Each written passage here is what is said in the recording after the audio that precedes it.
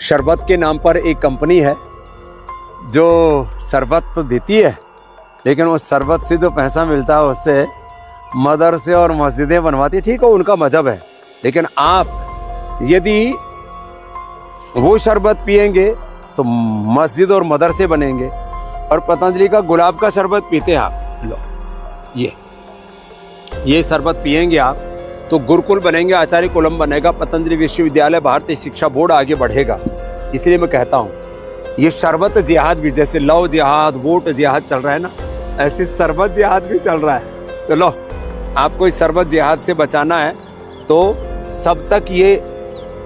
तो दोस्तों आज हम एक ऐसी कहानी में कदम रख रहे हैं जो बाहर से तो मिठास भरे शरबत की तरह लगती है, लेकिन अंदर छिपा है झूठ, धोखा और एक गहरा रहस्य।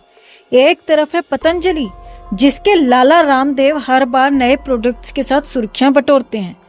दूसरी तरफ रूह अफ़ज़ा, जो हमारे बचपन की ठंडी यादों का हिस्सा है। लेकिन सवाल यह है, क्या ये सिर्फ शरबत का खेल है या इसके पीछे कुछ और ही साजिश चल रही है? तैयार हैं इस सच को उजागर करने के लिए?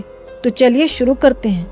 आप भी इस वीडियो को लाइक और शेयर कर अपना प्यार और सपोर्ट दिखाएं और कमेंट में इसे लेकर आप भी अपनी बात, अपनी राय जरूर रखें। चैनल के साथ जुड़कर चैनल को सब्सक्राइब कर हमारी आवाज बने। तो सबसे पहले बात करते हैं रूह अफ़ज़ा की। 1906 में हकीम हाफिज अब्दुल मजीद ने हमदर्द लैबोरेटरीज की नींव रखी। ये शरबत यूनानी चिकित्सा का हिस्सा गर्मी से राहत देने का वादा करता था, और दोस्तों ये वादा आज भी कायम है। रूह अफ़ज़ा, ये नाम सुनते ही बचपन की वो ठंडी लस्सी याद आ जाती है ना? लेकिन क्या आपने कभी सोचा इस शरबत ने इतना भरोसा कैसे जीता? क्या ये सिर्फ स्वाद की बात है या कुछ और? अब यहाँ कहानी में एक ट्विस्ट आता है। अचानक पतंजलि के लाला रामदेव मैदान में कूद पड़ते हैं, उनका नया शरबत गुलाबी रंग का चमचमाती बोतल में। लेकिन ये कोई आम शरबत नहीं, रामदेव का दावा है रूह अफ़ज़ा पियोगे तो वो पैसा मस्जिदों और मदरसों में जाएगा। लेकिन उनका शरबत, ओहो, वो तो गुरुकुल बनाएंगे, पतंजलि विश्वविद्यालय को आगे बढ़ाएंगे, भारतीय शिक्षा को नई ऊंचाइयां देंगे। सुनने में तो बहुत अच्छा लगता है ना? लेकिन क्या ये सच है या सिर्फ एक चमकदार झूठ? रुकिए, अभी तो असली खेल शुरू हुआ है। एक दिन कुछ लोगों ने ग्रॉक से पूछा, ग्रॉक हमें पतंजलि प्रोडक्ट्स की सच्चाई बताओ। और दोस्तों ग्रॉक ने जो जवाब दिया वो ऐसा था कि लाला रामदेव को शर्म से पानी पानी होना चाहिए था। ग्रॉक ने खोल दी पतंजलि की पोल। 2017 में दिव्य आंवला जूस और शिवलिंग बीज क्वालिटी टेस्ट में फेल। 2024 में तो 14 प्रोडक्ट्स के लाइसेंस ही रद्द हो गए। स्वसरावटी, दृष्टि ड्रॉप्स और न जाने क्या क्या। सुप्रीम कोर्ट ने भी फटकार लगाई, भ्रामक विज्ञापनों के लिए नोटिस जारी किए। लेकिन क्या हुआ? बैन के बावजूद ये प्रोडक्ट्स दुकानों पर बिक रहे हैं। और तो और वेजिटेरियन दंत मंजन में कटल फिश का अंश मिलना, ये क्या माजरा है? तो ग्रॉक ने तो साफ कह दिया, लाला रामदेव शरबत के नाम पर जिहाद की बातें कर रहे हैं, हिंदू मुस्लिम का रंग दे रहे हैं। लेकिन उनके अपने प्रोडक्ट्स की हकीकत क्या है? निम्न क्वालिटी, झूठे वादे और बार बार कोर्ट की फटकार।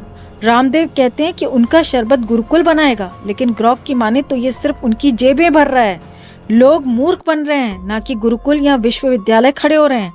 तो सवाल आपसे है, क्या आप भी इन दावों पर यकीन करते हैं? कमेंट में अपनी राय जरूर शेयर करें। तो अब जरा रूह अफ़ज़ा की तरफ लौटते हैं। हमदर्द लैबोरेटरीज 100 साल से ज्यादा समय से लोगों का भरोसा जीत रहा है। उनके प्रोडक्ट्स आयुष मंत्रालय के तहत यूनानी चिकित्सा का हिस्सा हैं। रूह अफ़ज़ा सिर्फ शरबत नहीं दोस्तों, ये हमारी संस्कृति का हिस्सा है। हिंदू हो, मुस्लिम हो, सिख हो, हर किसी ने इसे चखा है। लेकिन जब कोई इस मिठास को हिंदू मुस्लिम के जहर में बदलने की कोशिश करता है तो हमें सवाल उठाना होगा, क्यों रामदेव रूह अफ़ज़ा को बदनाम कर रहे हैं? क्योंकि जब क्वालिटी से नहीं जीत सके तो धर्म का सहारा लेना आसान है। तो दोस्तों ग्रॉक ने जो सच सामने रखा वो हमें सोचने पर मजबूर करता है। एक तरफ 100 साल पुरानी कंपनी जिसके प्रोडक्ट्स पर लोग भरोसा करते हैं, दूसरी तरफ पतंजलि जिसके प्रोडक्ट्स बार बार सवालों के घेरे में हैं। रामदेव कहते हैं हमारा शरबत पियो, गुरुकुल बनाओ, लेकिन ग्रॉक चीख चीख कर कह रहा है ये सिर्फ जेब भरने का खेल है। तो आप क्या चुनेंगे, मिठास भरा सच या झूठ का कड़वा जहर? कमेंट में बताएं आप इस शरबत के खेल का क्या जवाब देते हैं। वीडियो को लाइक और शेयर करें, अपना प्यार और सपोर्ट दिखाएं और चैनल के साथ जुड़ें, चैनल को सब्सक्राइब करें। आजकल बाबा रामदेव का एक बयान काफी ज्यादा चर्चा में है, जिसमें रामदेव ने कहा कि सलमान खान ड्रग्स लेता है। जी हाँ, रामदेव ने कहा कि सलमान खान ड्रग्स लेता है। शाहरुख खान का लड़का ड्रग्स केस में जेल जा चुका है और आमिर खान का पता नहीं।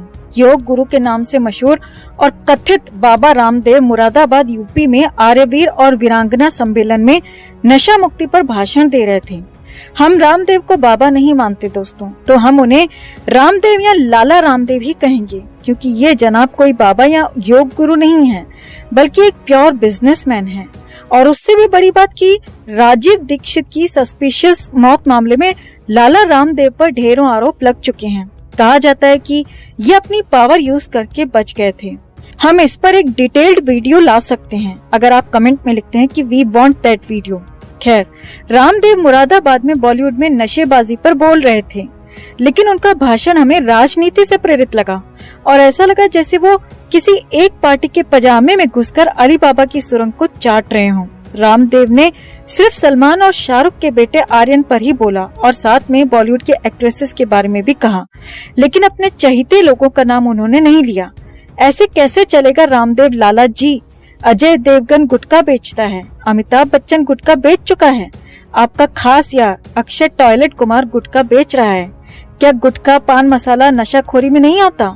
पहली बात तो ये कि वो लोग मूर्ख हैं जिन्होंने इन्हें चीफ गेस्ट बनाकर बुलाया। चलो बुलाया तो बुलाया, लेकिन कम से कम बोले तो ईमानदारी से। 4 लोग आपको सुन रहे हैं तो कम से कम अपनी इमेज का तो ध्यान रखें, लेकिन नहीं, जी हुजूरी तो एक ही पार्टी की बजा रही है। ईमानदारी खून में होती तो उत्तराखंड में कहीं एक झोपड़ी में बैठे होते। और ये जो इतना बड़ा इन्होंने एम्पायर खड़ा कर रखा है, ये कहीं नहीं दिखता। और आज जो एम्पायर इनका खड़ा हुआ है, कहीं न कहीं राजीव दीक्षित जी की वजह से है। वैसे रामदेव के गुरु शंकर देव भी आज तक गायब हैं। उनको मार के दबा दिया, गाड़ दिया, फेंक दिया, जला दिया। आज तक सीबीआई भी पता नहीं कर पाई। उनके गायब होने में भी कथित रूप से बाबा रामदेव का ही हाथ बताया जाता है। जिस इंसान पर 2 लोगों के कथित रूप से मर्डर का या गायब होने का आरोप हो, वो राजनेताओं से साठगांठ तो रखेगा ही और अपने भाषण में चापलूसी भी करेगा। रामदेव ने कहा कि पाकिस्तान बनाने वाला जिन्ना शराब पीता था, जबकि इस्लाम में शराब पीना हराम है। इसके बाद कहा कि अच्छा हुआ जिन्ना मर गया। रामदेव नशा मुक्ति पर नहीं बल्कि राजनीतिक बकैती कर रहे थे। नेताओं की तरह अपने भाषण में पाकिस्तान, मुस्लिम और नेहरू को घुसाते रहते हैं, जबकि उनको चाहिए था कि वो नशा मुक्ति पर एक अच्छा विचार लोगों के बीच में साझा करते। लेकिन जब चाटना ही गोबर हो तो पकवान के बारे में कौन सोचेगा। वैसे रामदेव की सबसे बुरी बात हमें ये लगी कि इन्होंने सलमान खान को सलमान खान कहकर पुकारा। यार, हमारे प्यारे चुलमान दादू का ये जो नाम बिगाड़ने की हिमाकत कर रहे हैं, ये हमें पसंद नहीं आई। हम इस बाबा रामदेव लाला की कड़े शब्दों में निंदा करते